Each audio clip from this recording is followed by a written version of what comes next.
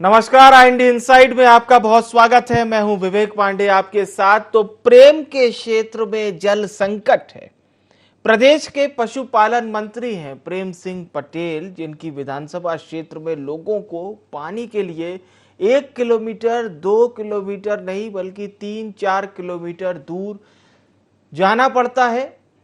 और तस्वीरें इस बात को बताने के लिए बहुत हद तक पर्याप्त हैं कि हमने क्यों इस कार्यक्रम का नाम प्रेम के क्षेत्र में जल संकट रखा। आप देख सकते हैं, इतना ही पानी ग्रामीणों को रोज अपने घर तक ले जाने के लिए मिलता है। छोटे बच्चे, महिलाएं, सब कुछ इसमें शामिल है। और देखिए प्यास कैसे बुझा रहे हैं। ये ग्रामीण अपनी प्यास बुझा रहे हैं उस पानी से, जो कि जिसका रंग बयां अगर करना हो तो बड़ा ही मुश्किल पड़ जाए। और कितनी दूर से पानी लाना पड़ता है वो आप बस तस्वीरों में देखते चले जाइए। और ये ग्रामीणों के लिए ऐसा नहीं है कि 1 दिन या 2 दिन की जंग है। ये ग्रामीणों ने बताया कि गर्मी शुरू होते से ही ये उनकी रोजमर्रा की जिंदगी हो जाती है। और इसी तरह से उनको रोज पानी लाना पड़ता है, रोज।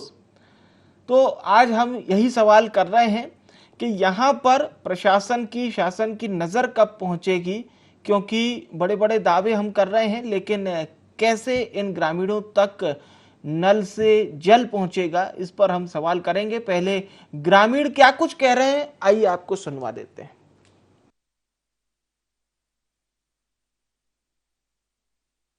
पानी के लिए तो बहुत दूर परेशानी है, 2-2 किलोमीटर से लाना पड़े। और प्रशासन का मैं आवेदन भी करता। पहले क्या बताता था, रोड में मशीन नहीं चढ़े। अभी टेबल कोरने मशीन आई गई, तभी टायरा वाली पहले चेने वाली मशीन आवश्यक होता अच्छी भी नहीं आई, तभी टायरा वाली मशीन आने झुमके तभी कौन जाती क्या कहाँ।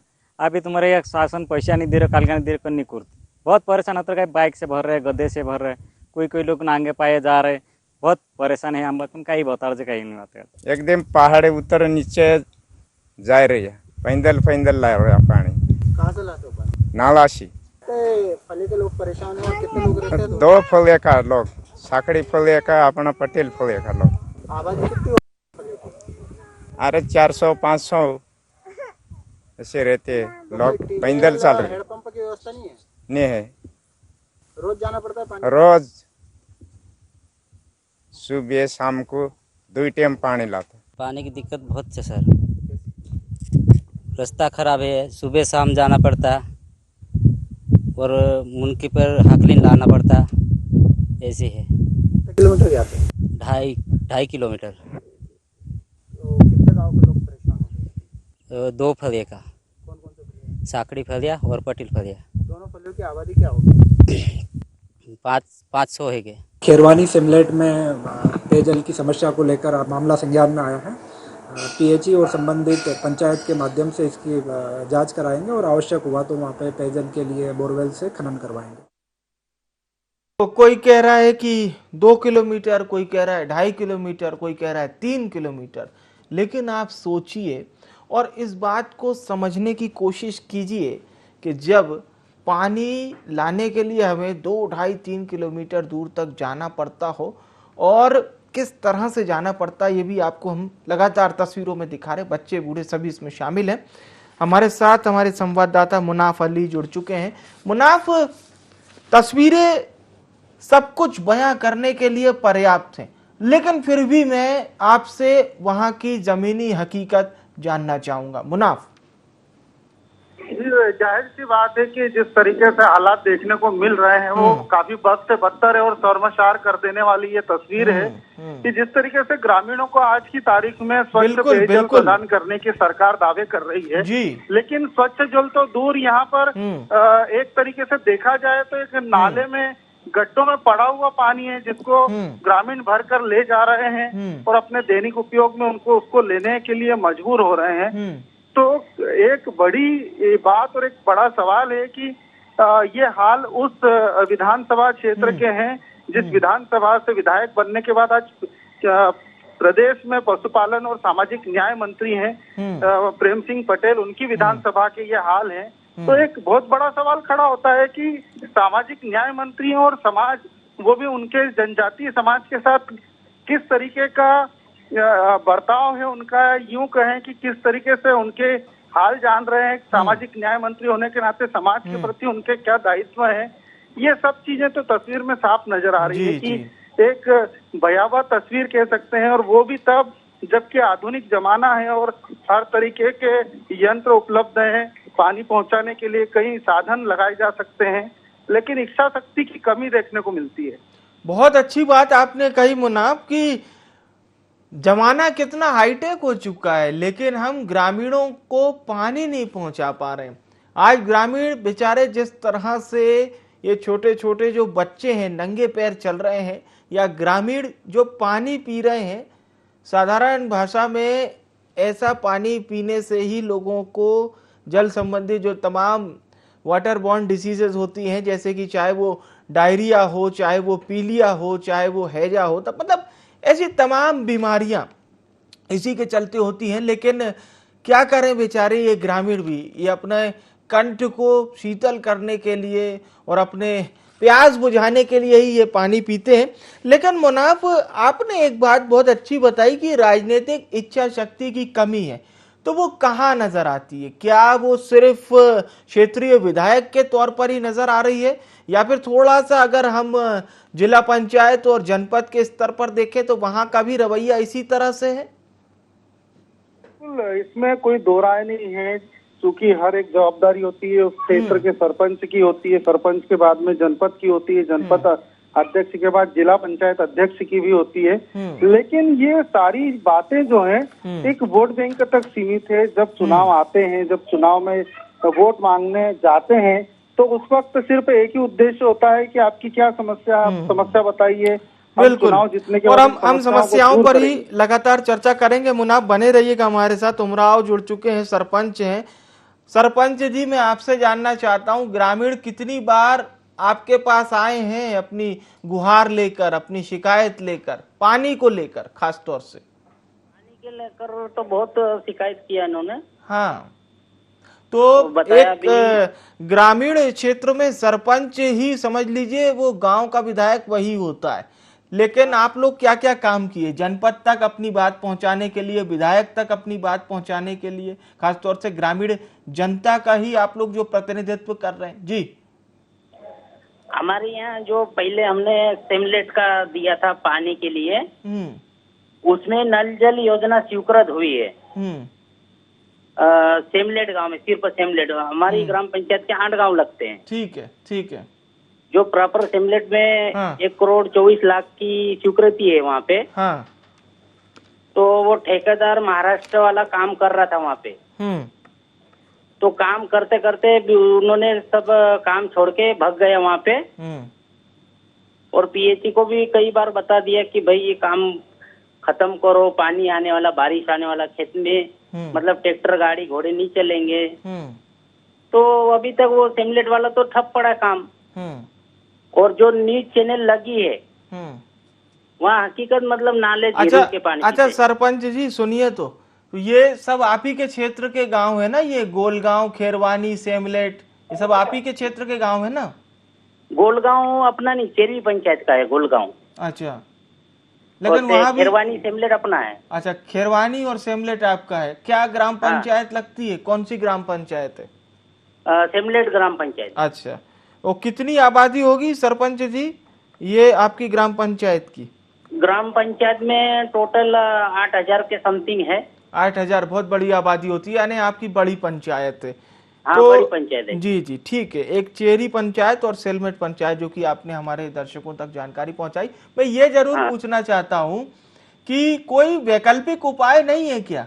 क्योंकि जो तस्वीरें मुनाफ अली हमारे संवाददाता हैं बड़वानी से, वो जो तस्वीरें हमारे पास लेकर आए हैं, वो तो बड़ी विचलित करने वाली तस्वीरें हैं। इतना विलंब, इतनी परेशानी, दुर्दशा दिख रही है। मतलब काई जैसा जो पानी है वो ग्रामीण पी रहे हैं, ऐसा पानी?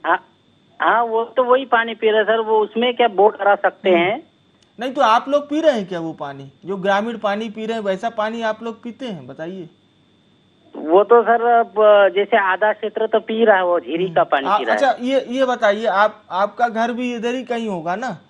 मेरा घर है, हमारे तो जो सेमलेट गांव है। हाँ, तो वहाँ पे मतलब हेडपंप वगैरह है। आप लोग कैसे करते हैं अपने पानी की व्यवस्था पीने की? हमारा तो हेडपंप है सर, और जो पहले ट्यूबवेल थी, पहले लगाई थी एक ट्यूबवेल।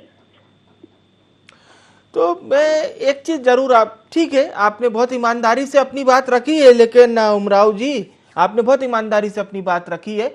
एक अंतिम सवाल सर मेरा ये है आपसे कि कोई ऐसी वैकल्पिक व्यवस्था इन ग्रामीणों के लिए आपके द्वारा करवा दी जाए, आपकी अनुशंसा पर हो जाए।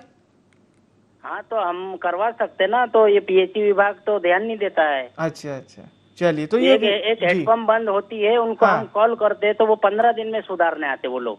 अच्छा ठीक है, तो विभागीय अड़चने भी है, लेकिन बहुत बहुत धन्यवाद उमराव जी हमारे साथ जुड़ने के लिए और बहुत ईमानदारी से तमाम जवाब देने के लिए। हमारे साथ राजस्व सेवा के अधिकारी एसडीएम जुड़ चुके हैं, घनश्याम धनगर जी का बहुत स्वागत है IND24 में। घनश्याम जी, हमने अभी आपको सुना था सर, आपने बताया था कि वैकल्पिक व्यवस्था करवा रहे हैं, लेकिन सर थोड़ा सा उन लोगों को आश्वस्त कीजिए कि कब तक ये वैकल्पिक व्यवस्था हो पाएगी। घनश्याम जी, जी घनश्याम जी, मेरी आवाज आप तक पहुंच पा रही है तो कृपया जवाब दें। चलिए एक बार फिर से हम घनश्याम जी से जुड़ेंगे, उनसे हमारा संपर्क कट चुका है। और घनश्याम धनगर जो कि एसडीएम है वहाँ उस क्षेत्र में एसडीएम की भूमिका में है, और इन्होंने IND24 को ये बात बताई थी कि हम एक वैकल्पिक व्यवस्था करने जा रहे हैं। मुनाफ अली हमारे संवाददाता, एक बार फिर से रुक करते हैं। मुनाफ, क्या वैकल्पिक व्यवस्था है जो प्रशासन बता रहा है, कुछ वैकल्पिक व्यवस्था के बारे में जो जिक्र कर रहे हैं? जी विवेक जी, जिस तरीके से अभी कुछ दिनों पहले भी हम लोगों ने इस तरीके की एक खबर को उठाया था जी, जिसमें एसडीएम के द्वारा इस बात को कहा गया था कि हम लोग वैकल्पिक व्यवस्था या किस तरीके से वहाँ पानी की व्यवस्था की जा सकती है। तो इन लोगों के द्वारा जो है वहाँ पर घाट कटिंग कर जो बोरवेल मशीन होती है उसको उस गांव तक पहुंचाने का काम किया था, जिसके बाद वहाँ पर 1 से 2 दिन के अंदर ही जो है इन्होंने व्यवस्था पानी की करवा दी थी। अब देखने वाली बात यह है कि इस क्षेत्र को लेकर के जो जिला प्रशासन है वो किस तरीके का कदम उठाता है और कितनी जल्दी ग्रामीणों को पेयजल व्यवस्था मुहैया कराता है। विवेक जी, ये आपने बहुत अहम बात कही है, और निश्चित तौर पर ग्रामीण भी इसी बात का ही इंतजार कर रहे हैं मुनाफ, कि कब तक आखिर उनकी समस्या खत्म होती है। और बिल्कुल लगातार जिस तरह से आप बड़वानी के जो आम लोग हैं उनकी भी समस्या उठाते रहते हैं, और लगातार IND24 ने प्रमुखता से ये खबरें दिखाई हैं, और हमारी भी कोशिश केवल और केवल यही रहती है कि इन ग्रामीणों के जीवन में किसी तरह से बदलाव आए, ताकि शासन और प्रशासन का ध्यान इन ग्रामीणों की तरफ भी हो, जो कि लगातार कई कई किलोमीटर नंगे पैर चलते चले जा रहे हैं, चाहे वो बच्चे हों, महिलाएं हों, पुरुष हों, सब कोई शामिल है। और 3-3 किलोमीटर से क्या हालत होती होगी इस भीषण गर्मी में, जब चट्टान तपती है, मिट्टी तपती है, और पानी लाने में। मुनाफ, प्रशासनिक पर एक बार फिर से हम आते हैं। प्रशासनिक भूमिका को समझना भी बहुत जरूरी होता है, क्योंकि शासकीय प्रणाली एक अलग तरीके से काम करती है, प्रशासनिक प्रणाली एक अलग तरीके से काम करती है। तो लगभग हमारी अभी तक जिससे भी बात हुई है उनका ये कहना है कि पीएचई विभाग के लोग थोड़े उदासीन नजर आ रहे हैं। क्या ये सही बात है कि पीएचई विभाग को जिस इच्छा शक्ति के साथ कार्य करना चाहिए वो उतना अच्छे से काम नहीं कर रहा है? जाहिर सी बात है विवेक जी, ये जिस तरीके से हम देख रहे हैं कि हर वर्ष जो है पीएचई पहले ही अनुमान लगा लेता है कि किस क्षेत्र में पानी की किल्लत होना है, कहाँ पर हेडपंप के सुधारने का कार्य में तेजी लाना है, किस तरीके से नल जल योजना के तहत किस गांव को पानी मुहैया किया जा सकता है। ये सारे आंकड़े और सारी व्यवस्थाएं पीएचई विभाग के पास पहले से मौजूद होती है, लेकिन फिर मैं वही बात कहूंगा कि एक इच्छा शक्ति होती है कि हमें ये काम करना है, ग्रामीणों को सुविधाएं देना है, और ये मूलभूत सुविधा में आती है। सबसे बड़ी बात ये है, सड़क, बिजली, पानी, ये सारी जो सुविधाएं मूलभूत सुविधाएं होती हैं, जो हर पंचायत, हर जनपद, हर जिला पंचायत, हर जिला प्रशासन, हर विधायक, हर अधिकारी कर्मचारी को इस बात की आवश्यकता होती है कि सबसे पहले वो उस गांव में मूलभूत सुविधा मुहैया कराए। लेकिन हम देख रहे हैं कि आजादी के 75 वर्ष बीतने के बाद हम अमृत महोत्सव मना रहे हैं, लेकिन एक अमृत रूपी जो जल को अमृत के समान ही माना गया बिल्कुल है। बिल्कुल, इस पर भी हम पानी चर्चा जो है करेंगे। मनाब बने रहिए। राजन मंडलोई जुड़ चुके हैं, कांग्रेस नेता हैं। बहुत स्वागत है मंडलोई साहब का IND24 में। मंडलोई जी, ये गोलगांव, खेरवानी, सेमलेट, चेरी, ये तमाम पंचायत और ग्राम है जहां पर 3-3 किलोमीटर से लोगों को पानी लेके आना पड़ता है सर। बिल्कुल साहब, आप जो बता रहे हैं कि जो हमारा एक पार्टी ब्लॉक है उसको वन बंधु योजना के अंदर रखा है शासन ने, और वन बंधु योजना के रखने के बाद भी मतलब वहाँ जो फंडिंग होना चाहिए वो फंडिंग का क्या हो रहा है आज आप देखोगे में तो कोई पहुंच मार गए, न सड़कें हैं और ना ही कोई उनको मूलभूत सुविधा जैसे बिजली, पानी और सड़क, ये तीनों सुविधा नहीं है। और जहाँ अभी भीषण गर्मी चल रही है साहब, लोगों को पीने के पानी के लिए 4-4, 5-5 किलोमीटर जाकर नालों खुदरों से पानी लेना पड़ता है, जो कि पानी भी दूषित रहता है। और जैसे तैसे वो अपने खुद का और अपने जानवरों का पालन पोषण कर रहे हैं साहब। पर ये पार्टी ब्लॉक में ऐसी बहुत सारी पंचायत, जैसे आपने बताया कि ये गोलगांव है, सेमलट है, चेरवी है, हरला है, इसके अलावा भी आप देखेंगे तो बड़वानी ब्लॉक के भी कई गांव हैं जहाँ पीने के पानी की उपलब्धता नहीं है। जैसे देवगढ़ है, झरार है, यहाँ बहुत सारी जगह ऐसी स्थिति है जहाँ लोग नदी नालों के अंदर लंबे लंबे गड्ढे खोद के झीरी बनाकर उसको पानी के रूप में उपयोग कर रहे हैं। जी जो बड़ी विडम्बना है कि हमारे यहाँ केंद्रीय स्टेट मिनिस्टर प्रेम सिंह जी जो लगातार यहाँ से 5 बार जीत रहे हैं, चुनाव जीते हुए हैं, और साथ में यहाँ पर राज्यसभा सांसद और लोकसभा सांसद भी इसी बड़वानी शहर के निवासी है। उसके बावजूद हमारे क्षेत्र में विकास के नाम पर नील है, विकास के नाम पर बिल्कुल ठप है, कोई विकास जमीनी धरातल पर दिखता नहीं है। और एक और महत्वपूर्ण बात जो राजन जी सामने आई वो ये है, हमारे साथ कुछ क्षेत्रीय ग्रामीण जनप्रतिनिधि भी जुड़े थे। उनका ये कहना है कि PHE विभाग का रवैया भी समझ से परे है उन लोगों की, अगर सुने तो, क्योंकि दरख्वास्त तो ये लोग कई बार दे चुके हैं ग्रामीण पंचायत स्तर पर, लेकिन उस पर भी कोई ना तो सुनवाई हो रही है, कोई जिरह नहीं हो रही, यानी बिल्कुल ठंडे बस्ते में डाल दिया जा रहा है उनकी तमाम साहब। आप ये बताएं कि हमारे जो लोग हैं, गरीब लोग हैं, जो है वो समस्या लेके संबंधित विभागों में जाते हैं, और विभागों के अलावा भी मिनिस्टरों को और क्षेत्रीय सांसदों को और क्षेत्रीय विधायक के पास भी जाके समस्या बताते हैं। लेकिन बड़ी विडम्बना है कि बड़वानी के अंदर जिन समस्याओं पे कोई ध्यान ही नहीं दिया जाता है। और हमने ये जो बता रहे हैं आपकी PHE विभाग का कोई सर्वे नहीं है, जबकि पानी गर्मी आने से पहले सर्वे किया जाता है कि कितने कहाँ का हैंडपंप बंद है, किसे हैंडपंप को सुधरवाना है, कहाँ हैंडपंप की जरूरत है, कहाँ पानी की सुविधा करवाना चाहिए, इस चीज में भी वो कोई ध्यान नहीं देते हैं। और यहाँ तो मंत्री जी है, मंत्री जी चाहे तो पूरे विभागों के हमलों को एक साथ हर गांव में भिजवा कर उनकी समस्याओं का निराकरण कर सकते हैं, लेकिन उनका भी कोई लोगों की समस्याओं के प्रति कोई ध्यान ही नहीं है, समस्या के प्रति उनका कोई ठीक से रवैया नहीं है, लोगों को दुत्कारते हैं। पिछली बार एक बार स्थिति ये आई कि लोग यदि विधायक जी से वो दौरे पे जाते तो मांग करते तो उनको दुत्कार देते हैं, काट पर कर देते हैं। राजन जी, एक अंतिम सवाल ये सर कि आप लोग क्या कोई जनता के बीच में किस तरह से जाएंगे, क्योंकि सर ये देखिए जनता के बीच में जाने वाली बात से होगा सर, और निश्चित जी बोलिए। हम लोग तो साहब कलेक्टर साहब में, हम लोग क्या है कलेक्टर में आवेदन करते, PHE में आवेदन करते।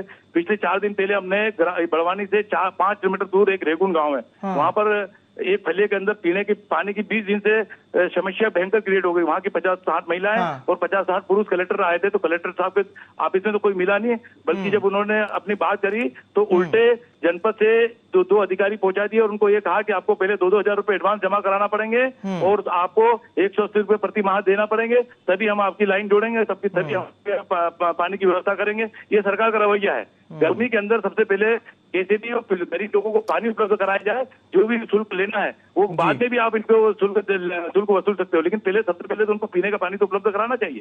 बिल्कुल सही बात आपने कही। और कांग्रेस पार्टी साहब ये सभी इन जो मूलभूत सुविधा के मामलों को लेकर हम लगातार आंदोलन करते हैं, लगातार आवेदन निवेदन करते हैं, लेकिन क्या है कि ये निरंकुश सरकार है, ये किसी भी विपक्ष को सुनना नहीं चाहती है, जनता की समस्याओं को सुनना नहीं चाहती है। ये मनमाने काम करते और मनमाने निर्णय करते हैं, जनता जाए भाड़ में, इनके जेब में जाए पैसा, इसके अलावा कुछ इनका कोई विकास का कोई एजेंडा नहीं है। चलिए राजन मंडलोई जी, बहुत बहुत धन्यवाद हमारे साथ जुड़ने के लिए। और मंडलोई साहब, हम ये उम्मीद करेंगे आपसे कि आप जरूर जनता के बीच में जाइए और PHE विभाग और तमाम विभाग जो भी इस समय सुनवाई नहीं कर पा रहे हैं जनता की, उसको जरूर सर निर्देशित कीजिए। बहुत बहुत धन्यवाद हमारे साथ जुड़ने के लिए। एक बार फिर से हम मुनाफ अली हमारे क्षेत्रीय संवाददाता हैं जो कि इस खबर को लेकर आए हैं भोपाल तक। और मुनाफ अली जिनकी हमेशा कोशिश रहती है कि ग्रामीण दूर दराज के क्षेत्रों से ऐसी खबरें लाएं जिससे जनहित हो सके, और IND 24 ऐसी खबरों को बहुत प्रमुखता के साथ दिखाता है। मुनाफ, इतनी बात तो समझ में आ रही है कि मामला इतना सीधा नहीं है, ये बड़ा पेचीदा है, क्योंकि इसमें जनप्रतिनिधि भी इस बात को कह रहे हैं कि जब कुछ सुनवाई नहीं होगी, जब कुछ विभागीय स्तर पर कुछ काम नहीं होगा, तो फिर कैसे बढ़ेगी ग्रामीणों की बात आगे तक। जी बिल्कुल सही बात कही आपने विवेक, कि जिस तरीके से ग्रामीणों की स्थिति है वो बिल्कुल मझधार में कह सकते हैं कि इतने सालों में, क्योंकि पिछले 5 बार से तो लगातार जो है प्रेम सिंह पटेल जो है इस क्षेत्र का प्रतिनिधित्व कर रहे हैं। बीच में एक बार ही जो है कांग्रेस के रमेश पटेल जो कि उनके भतीजे, उनको मौका मिला था क्षेत्र में कांग्रेस की तरफ से और विधायक बने थे। लेकिन देखा जाए तो कहीं न कहीं सिर्फ एक ये मुद्दा बन करके ही रह जाता है कि हम अगले चुनाव में किन मुद्दों को लेकर के इन ग्रामीणों के बीच में आएंगे। तो दोनों ही पार्टियां, अब यूं कहें कि इतने सालों से कांग्रेस सरकार भी चल रही थी, जिन्होंने आज तक कोई ऐसी उचित या मूलभूत सुविधाओं के लिए कोई ऐसा खास काम किया हो जिससे इन लोगों तक जो है मूलभूत सुविधा पहुंच चुकी होती, लेकिन ऐसा नहीं हुआ और न ही भाजपा सरकार में हुआ। तो दोनों ही सरकार और उनके जो जनप्रतिनिधि हैं उनको राजनीति से ऊपर उठकर देखना चाहिए। कि हम देखते हैं कि गर्मी के मौसम में जगह जगह लोग प्याऊ लगा करके लोगों को पानी, एक ठंडा और निर्मल जल उपलब्ध कराने के लिए प्रयास करते हैं, तो इसे पुण्य का काम माना जाता है। वहीं ये देखा जाए तो राजनीति से ऊपर उठ करके इन दोनों ही दलों के लोगों को सोचना चाहिए कि इन जनजातीय लोगों को अगर अच्छा सा पानी, स्वच्छ जल उपलब्ध करा दिया जाए तो ये भी एक पुण्य का काम होगा। लेकिन उनके लिए सिर्फ एक राजनीतिक उठापटक का मुद्दा बन जाता है कि उन्होंने ये नहीं किया और भाजपा ने ये नहीं किया। तो उसमें मझधार में तो कुल मिला के जनजातीय लोग हैं जो आज भी इस तरीके से काई जमा हुआ पानी और गड्ढों में से पानी निकाल कर पीने को मजबूर है। गधों के ऊपर लाद करके पानी ले जा रहे हैं, खच्चरों पे लाद करके पानी ले जा रहे हैं, छोटे छोटे मासूम बच्चे बर्तनों में पानी भर करके और घर तक ले जा रहे हैं। तो बड़ी विडंबना है कि हम ऐसे भारत में हैं जहां पर एक गरीब इंसान को, या यूं कहें कि पहाड़ी क्षेत्र के रहने वाले जनजातीय लोगों को पानी उपलब्ध नहीं हो पा रहा है। विवेक, बिल्कुल बिल्कुल, बहुत ही मार्मिक तस्वीर आपने पेश की और खास तौर से इसको डेवलप्ड और डेवलपमेंट इंडिया दोनों से जोड़ा। निश्चित तौर पे एक विकसित भारत की सोच जो हम देखते हैं और एक विकासशील भारत, और इस दोनों के बीच में ग्रामीण जनता उतनी साफ नज़र नहीं आती, बहुत धुंधली नज़र आती है। क्योंकि शहर की जब ऊंची ऊंची इमारत हम देखते हैं तो हमें लगता है कि विकास पूरा हो चुका है, बिल्कुल निश्चित जगह पर आ चुका है। पर थोड़ा सा ग्रामीण क्षेत्र जाना पड़ेगा और देखना पड़ेगा कि वहाँ पर विकास की इबारत किस तरह से लिखी जा रही है। और पानी के लिए ये जंग से कम नहीं है कि आपको 3 किलोमीटर दूर जाना पड़ता है, इन रास्तों से होकर गुजरना पड़ता है और तब जाके आपकी मंजिल पूरी होती है और थोड़ा बहुत आपको पानी मिलता है। चलिए, बहुत बहुत धन्यवाद मुनाफ, तमाम जानकारी हमारे दर्शकों तक पहुंचाने के लिए। और शुक्रिया करेंगे आपका वो ग्रामीण भी, क्योंकि लगातार आप उनकी खबर को यहाँ तक पहुँचाते आए हैं। और IND 24 भी ग्रामीणों की हर खबर बहुत प्रमुखता के साथ दिखाता है। प्रदेश के पशुपालन मंत्री प्रेम सिंह पटेल की विधानसभा क्षेत्र की तस्वीरें हम आपको दिखा रहे थे, वहाँ के कुछ ग्रामीणों की बातें आपको सुनाई, स्थानीयों की बातें सुनाई, कुछ जनप्रतिनिधियों से भी आपको रूबरू कराया। और ये इसीलिए था ताकि आप इस बात को देख सकें, इस बात को महसूस कर सकें कि आज भी वहाँ पर आदिवासी क्षेत्र के लोगों किस तरह से पानी की एक तरह से मान लीजिए कि जंग लड़ रहे हैं। तो बड़ा सवाल यही होता है कि जो बड़े बड़े दावे हैं शासन प्रशासन के, वो क्यों नहीं दिखाई देते, वो जमीन पर क्यों नहीं दिखते, और तस्वीरें ऐसी क्यों सामने आती है जो इस समय आप अपने स्क्रीन पर देख पा रहे हैं। सरपंच हमारे साथ जुड़े, उनका ये कहना था कि ये परेशानी सिर्फ हमारी पंचायत की नहीं है, यही परेशानी अन्य पंचायतों की भी है। बड़ा सवाल यही खड़ा होता है कि जो नल से जल पहुंचाने की योजना है वो इनके गांव तक कब तक पहुंचेगी, क्योंकि इन ग्रामीणों को बहुत बहुत बहुत ज्यादा इंतजार है उसी योजना का। फिलहाल के लिए IND इनसाइड में इतना ही। मुझे आने विवेक को दीजिए इजाजत। नमस्कार।